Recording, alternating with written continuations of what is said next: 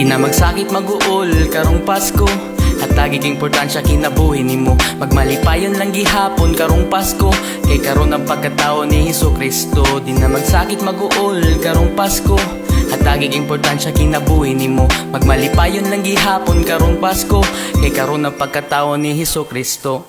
Nagsugod nagkabugnaw ang atong panahon, nagpasabot na pud siguro ning adunay padulong. Mauman sab kini ang gihulat sa kadaghanan, September pa lang daan, mauna ni giatgan. Itaod na ang Christmas light sa panimalay, mga parol hinimon tatay, ipang sablay ug gibitay ug hinay-hinay na pud diha og pamutos. Itunol ra unya kana dito si mong kinugos, tinahuang Christmas tree iplastado nas gawas kay mamasko. Mga roling magsadyag maglangas, di mabarya kwarta ang kalipis mga tawo. Sa magud karon nga mo abot na pud ang Pasko, ang simbolo sa paghigug magpagpasaylo, paghatag unsay naa sa isig katawo.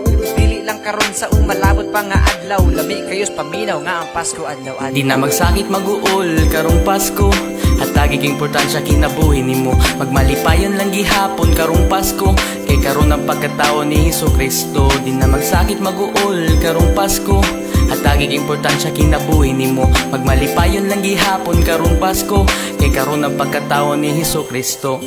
Bisan pagkaroon ng sitwasyon atong giagian, nayaw ug kabalaka kay tanan kana mangagil. Ang pamilyang di magkita, ups, tawagi lang usa, iampo lang sila nga makauli ra niya ang birthday celebration, pista sa patron. Ako ang graduation, wala na nga dayon, tanan nga kalihukan, puros na kansela. Hinungdan lagi sa pag-abot taning pandemya, pero kining gapadulong walay makapugong. Ato ang tagbuon sa masigarbong pagsalubong, ikan pet sa uno pa ingon ditos 25, lahos ditos Enero, maglipay karong Pasko. Di man ta kompleto o ginagmay ra ang hikay, pasalamat lang gihapon gabarug patang apis kay mayong Pasko sa tanan.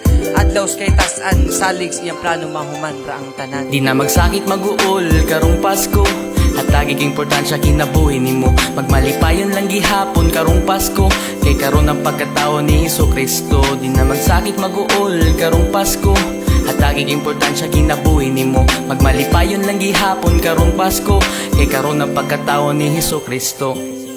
Hinaot kining Pasko 2020 ang maghatag og rason, mabisan sa kadaghang pagsulay nga niabot sa atong kinabuhi, makuha ra gihapon nato ang mungisi, malipay, mapahiyom, magsadya og bukatawa. Tungod sa pandemya, nawadan man ka og panginabuhi, ang uban man gani nawadan og kinabuhi. Pasalamat ra gihapon karon ang panahon nga bisag nagkaingon ang kinabuhi ipadayon.